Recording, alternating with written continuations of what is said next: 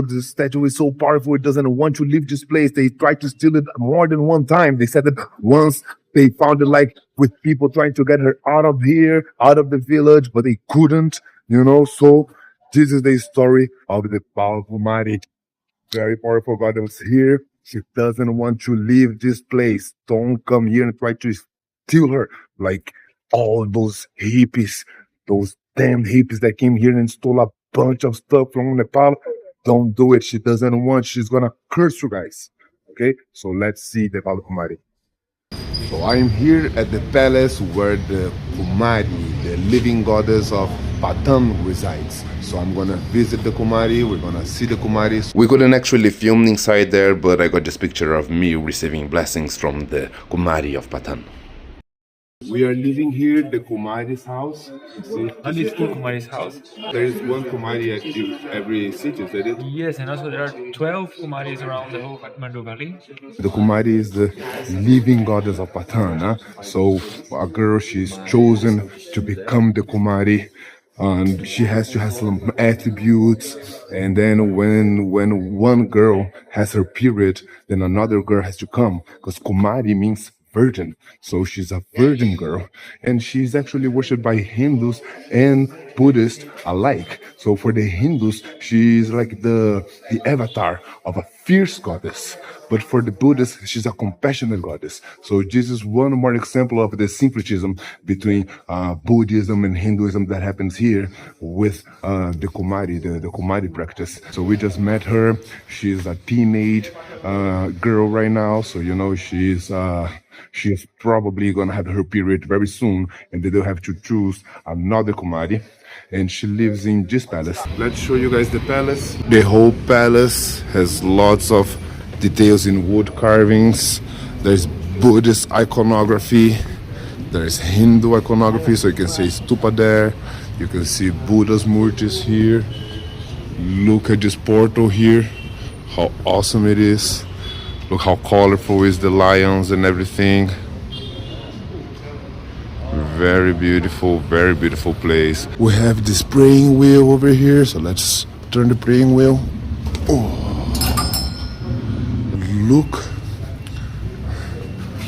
look the details of these carvings over here. Imagine how long it took to do all this, nah? And then when you go close, you have a murti inside there, and in front of it, this awesome detailed art. The place where she were actually was very simple. I thought, it's gonna be a palace, she's gonna be like in a throne or something like this. But she actually wasn't. She was actually in a very simple room there. There were pictures on the wall of celebrities that came to visit her and stuff. But it was a very simple place, a very common place. She was sitting there. She was a teenager, right? So she wasn't smiling much. She didn't smile much, but she was keeping her composure and stuff. I went out there. I actually felt really strongly, right? When I saw her, when I went in there, and then I kneeled in front of her and stuff, I felt like something powerful there. I felt like some kind of energy, something like that. So it was very powerful. Yeah, I really enjoyed meeting Kumari here. That fire has been burning eternally for centuries and centuries. They don't have the documentation to show it, but they know that at least for a bunch of centuries, people have been fueling that fire. And then back in the day, people to cook, to get warm and stuff, they would come here and get the fire from here and then take it to their place and light it up. So you can see the smokes coming from here. Beautiful ornaments here on the door also. And the pandits are here. People are here every day. Every day people are here. You have to remember that Agni is a god, is a deva, one of the Vedic gods, right? So we used to have The ashes takes out Agni, Varuna, all these Vedic gods, and Agni was the god of fire. So of course Jesus also worshipped, right? They worship the fire also. So let's take one last look at it. Look at the paintings also on the wall there. Who knows about the graha? Shiva and Parvati. Yeah, exactly. So whenever the alignment The pandits here working endlessly, taking care of this fire. people start facing various useful tubes, right? Really cool, So powerful stuff. they are And once you get out of the mandir, look how cool this is, nah? They don't cut the tree, they adapt to the tree. See? Everybody needs to crawl and go under the tree. Because why cut it, nah? Let the tree be. The tree was here way before us. That window that you see over there is made of ivory. It's one of the last standing ivory sculptures, you know? So that white, let me get closer look. So all of that is made from the elephant tusks. So they would get the elephant tusks and build these windows. I don't really think it's fair to the elephant because you can just do it out of wood, but it's interesting and it's beautiful. It looks white and stuff.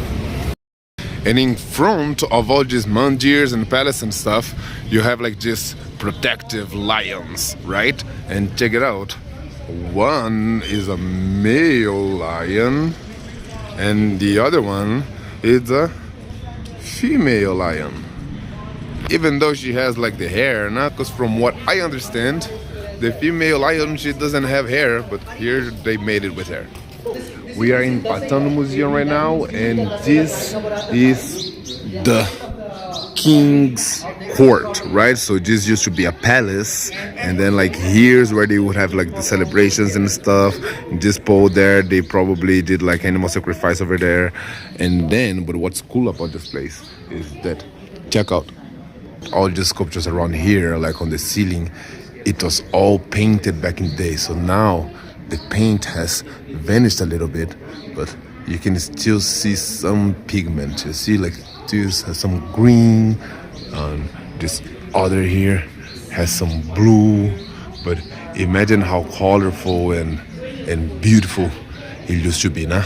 And then right here is where like they held their audiences, like the king would come here and talk to the commoners and they would celebrate their festivals over here and stuff.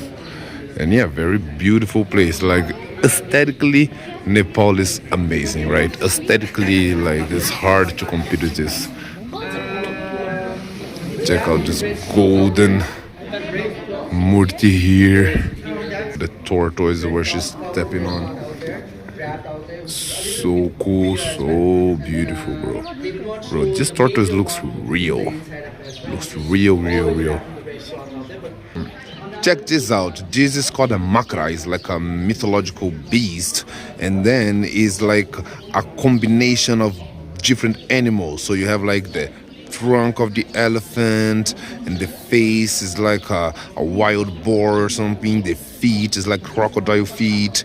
The tail is a peacock tail, you know, and is standing on it this beautiful goddess that represents Gangama, the most sacred river in all of the Indian subcontinent. And they are guarding this temple over here.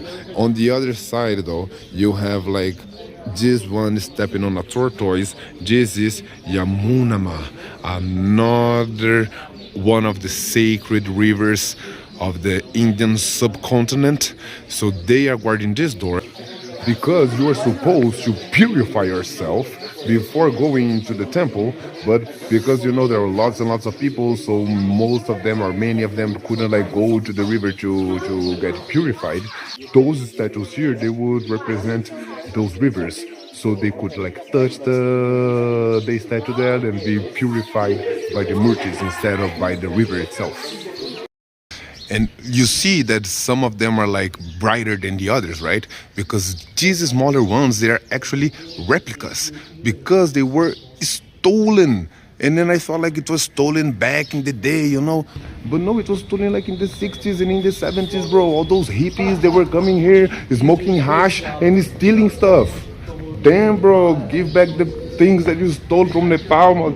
This made me mad. Because I thought it was like, oh, you know, back in the day, like back in. No, it was like in the 60s, bro. Those hippies, bro. Stealing hippies. Damn, I'm mad now. The doors are very narrow because, you know, it would be harder for the invaders to come through these walls. You know, they have to crawl and stuff, so that would delay them. So this is one of the reasons why they made the doors so narrow, so steep, and also because then you have to do like this, right? So it's kind of a reference because here is like a king's palace, no? So people should be like being reverent to the king and stuff. So this way you're forced to be reverent, right? Forced to. This is a hiti, it's a tap, right? A well. So from that place there, he used to come the water, and then Yuri here, he knows what they did to the water. What happened here, Yuri? Yeah, this was a royal tub where the king was always taking a bath before doing his practices. And you can see there is a beautiful carvings of this the very unique system of deities, which also resembles to the Sarvamnaya tantric system, very prominent here in Nepal. And usually under the below there we have Lakshmi Narayan and Garuda, which is the tap of the tub, where the water will come in the very unique water systems in the Kathmandu Valley. And after taking his bath here, the king was supposed to sit here and meditate, like totally naked, in a very cold conditions, right? In cold weather. So he takes the bath, meditates here, and then he goes to worship the mother over there. Awesome. And that is also a replica because God knows what happened to it. Maybe some hippies stole it. Now I'm mad, bro. No, bro. Those hippies, bro. You think, oh, peace and love, yada, yada, yada, peace and love. Stealing. Thieves. This first one here is Bagalamukhi. She's one of the 10 Mahavidyas. And then you have all these different goddesses. Imagine worshipping all of that, knowing the mantras. Oh, look. Another stolen item, probably. Another stolen item. And then imagine knowing the mantras and the mandalas and the practices, the visualization to all these deities, no? So, Tantra Sarvamnaya, the Nepali tantric system is super complex. Super complex. And this is what a royal garden looks like. So they would come here and enjoy by this awesome pool here with all their wives and stuff. Look how beautiful it is. Then you can sunbathe here. The whole castle you can see from here also. And there they are doing some renovations, but it would be bigger, you know, it would be way bigger, right? But like here is the leisure. This is the leisure part of the palace. Because you know, kings are people too, bro. Kings also wanna have fun. Huh? Between wars and taking care of the commoners, of the villagers, of the peasants. You come here and enjoy this luxury pool, you know, beautiful, awesome garden that would be way bigger from there, right? Because it's a whole palace. It's not just a mansion, it's a whole palace. So the people are working here beside me. Brilliant, bro. Check out this place. Right, in the little garden here in the back of the palace. You have a beautiful view of the palace from here also. Even the cats are devotees of Mahadev. He's the real Pashupati, the only Pashupati. Jai Mahakala, Jai Mahakala. Oh my god. Look how the light hits this mandir, bro.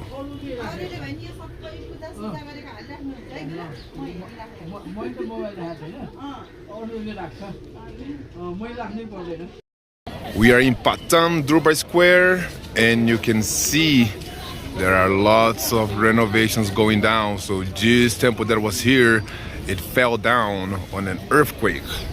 So imagine all the work, nah? You come, you build everything, and then an earthquake comes and tears it all down, and then the people come and build it all up. Exactly how it was before. This is resilience. The resilience of the Nepali people. So this mandir here is the Kumari Mandir, and it has a very interesting story. From what I understand, they tried to steal the murti that is there, the statue that is there, a bunch of times, but they were never able to do it. One time they even managed to get it on the plane, but the plane didn't want to take off. It got like mechanical errors, technical errors, so the plane didn't take off. So they say that, the statue is so powerful, it doesn't want to leave this place. They tried to steal it more than one time. They said that once they found it like with people trying to get her out of here, out of the village, but they couldn't, So this is the story of the powerful Mari. Very powerful God was here. She doesn't want to leave this place. Don't come here and try to steal her. Like all those hippies, those damn hippies that came here and stole a bunch of stuff from Nepal. Don't do it. She doesn't want. She's gonna curse you guys. Okay? So let's see the Kumari. Cheese is the goddess. She does not want to leave this place. They tried to take her away a bunch of times. She belongs here. Don't try to get her out of here. Of course, I went there also, and I waited for her. Hello, hello. Namaste, namaste. Welcome to our country. Thank you, Baya. Thank you, thank you. See, the Nepali people are fun people, nice people.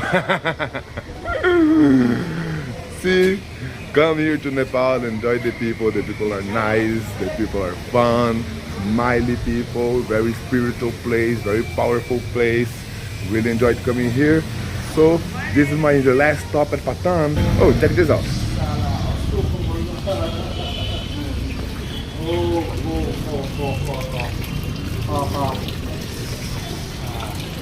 With that, we conclude this video. Like, subscribe, and everything. Blah blah blah blah blah blah. See you guys in the next video. Ciao.